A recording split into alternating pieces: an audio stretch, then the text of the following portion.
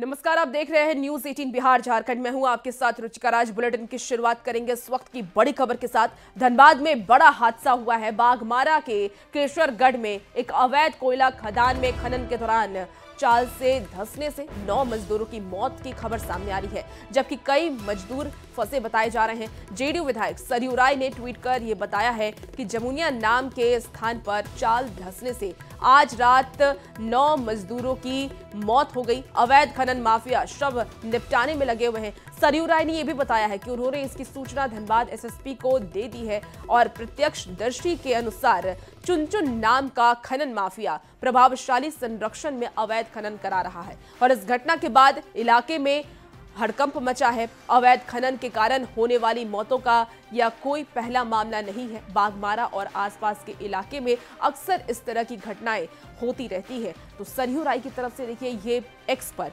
Post किया गया और इस पोस्ट के माध्यम से वो तमाम सवाल प्रशासन, सरकार सभी पर खड़े करते हुए नजर आ रहे हैं। तो सरयू राय का एक्स पर पोस्ट हम आपको दिखा रहे हैं और देखिए इस हादसे के बाद एक बार फिर से सवाल उठ रहा है कि अवैध खनन पर क्यों नहीं लग रही रोक। बार बार मौत के बाद भी सबक क्यों नहीं ले रही सरकार। खनन माफिया को किसका संरक्षण मिल रहा है और पुलिस अवैध खनन पर क्यों नहीं लगा पा रही है रोक। ये तमाम ऐसे सवाल जो न्यूज 18 के माध्यम से पूछे जा रहे हैं और ये सवाल इसीलिए क्योंकि लगातार इस तरह की घटनाएं हो रही है। कोल कंपनियां निगरानी क्यों नहीं करती, स्थानीय लोगों को क्यों जागरूक नहीं किया जा रहा। तो न्यूज 18 की तरफ से ये सवाल पूछे जा रहे हैं कि अवैध खनन और मौत को नियंत्रण क्यों नहीं किया जा रहा है।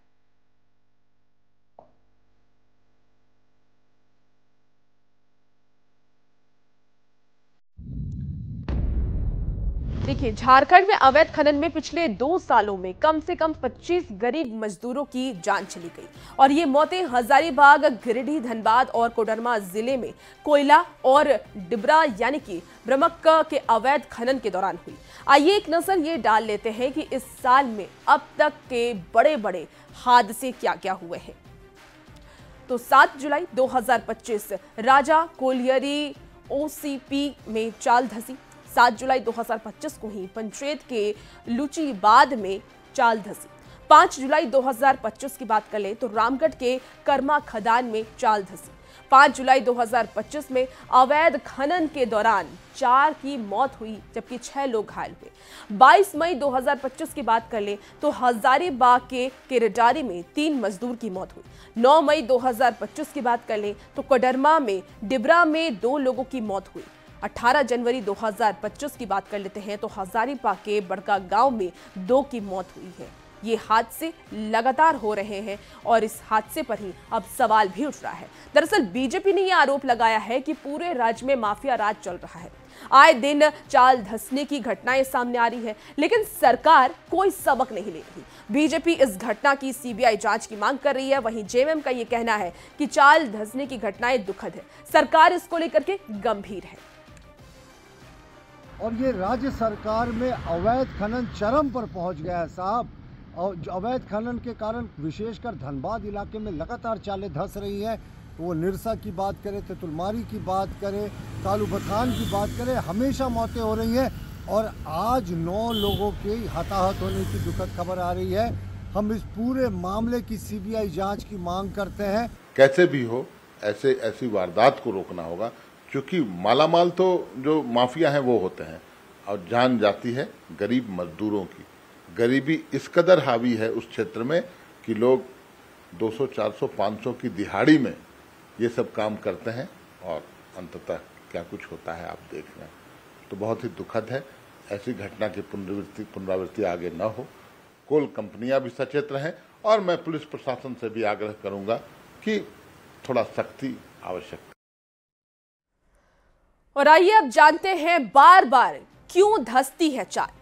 बंद खदान में खनन होता है और इस वजह से चाल धंसती है। अवैध तरीके से लोग खनन करते हैं, ये भी एक बड़ी वजह इसकी पीछे की बताई जा रही है। अवैध खनन में सेफ्टी का ख्याल नहीं रखा जाता।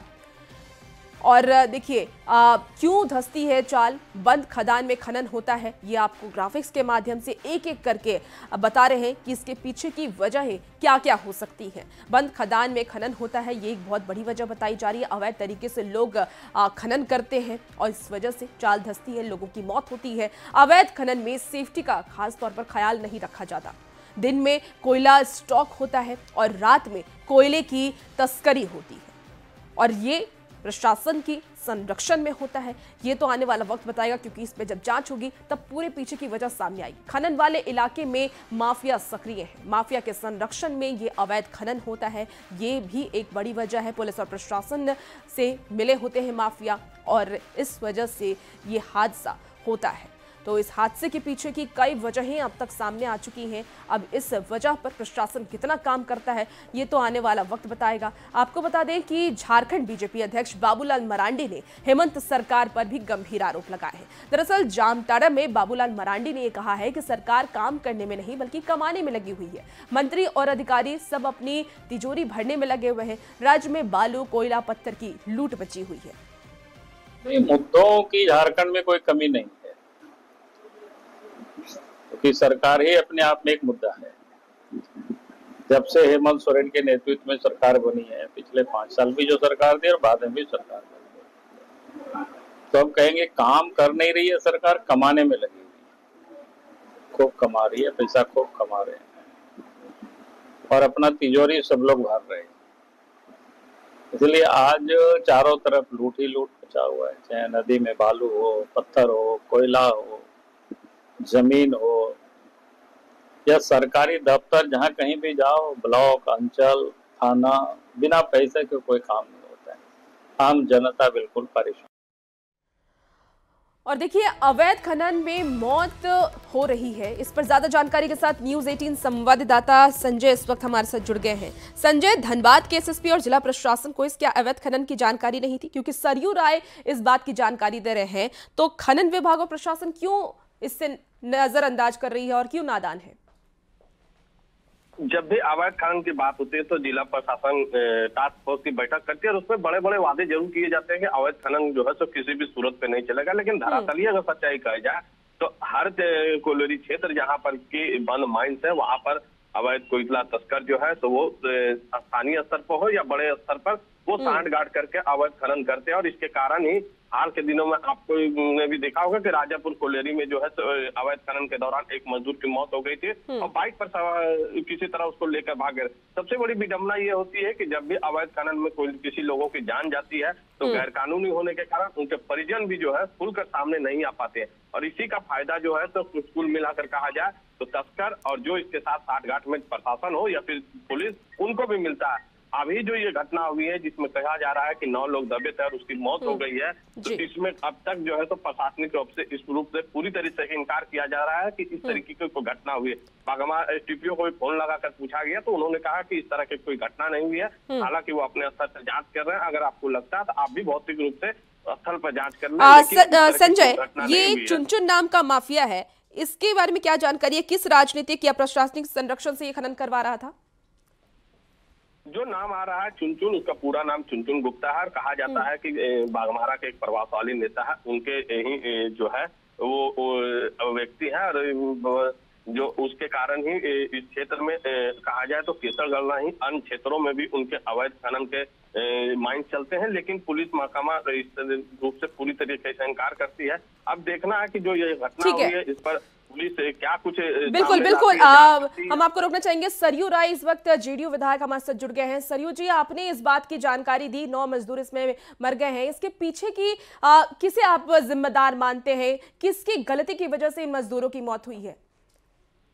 देखिए, धनबाद में अवैध खनन आम बात हो गई है जी। पहले भी 3 बार चाल धंसने से मजदूरों की मौत हो चुकी है। मैंने हर बार मामला उठाया है। इस बार भी मुझे कल शाम रात में जानकारी मिली। मैं अभी घटनास्थल की ओर जा रहा हूँ, रास्ते में हूँ। मुझे लगता है कि इस घटना के लिए सबसे पहला जिम्मेदार भारत सरकार का उपक्रम BCCL है, जो खदानों को आधा अधूरा खनन करके छोड़ देता है। और उसकी सुरक्षा में लगा हुआ सीआईएसएफ भी कोई कार्रवाई नहीं करता है। इसके अतिरिक्त झारखंड सरकार का धनबाद जिला का पुलिस और प्रशासन, ये सभी को हर चीज की जानकारी रहती है। आज घटनास्थल से जो खबर आ रही है, सरयू राय जी, क्या आपने इस मुद्दे को विधानसभा में उठाया है? मैं जा रहा हूँ वहाँ। अभी तो विधानसभा का सत्र 1 जुलाई से होने वाला है, तो मैं वहाँ से जाकर आऊंगा, विधानसभा में उठाऊंगा। मेरी एक विडम्बना है कि अभी तक पुलिस प्रशासन का बल फोर्स वहाँ नहीं पहुँचा है, और अवैध खनन करने वाला जो माफिया गिरोह है जी, उनके ही हथियारबंद लोग हैं जो किसी को जाने नहीं दे रहे हैं उस तरफ में। तो इसका मतलब है कि अब तो अवैध खनन करने वालों का मनोबल इतना बढ़ गया है कि उन्होंने अवैध हथियारबंद दस्ता भी रखना शुरू कर दिया है।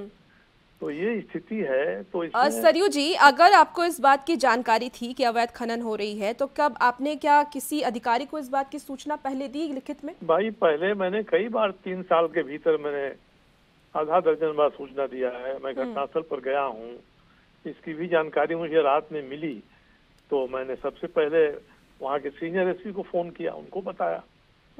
तो मैं तो जानकारी देता हूँ, मगर अब स्थिति ऐसी हो गई है कि ये घटनाएं बढ़ती जा रही हैं।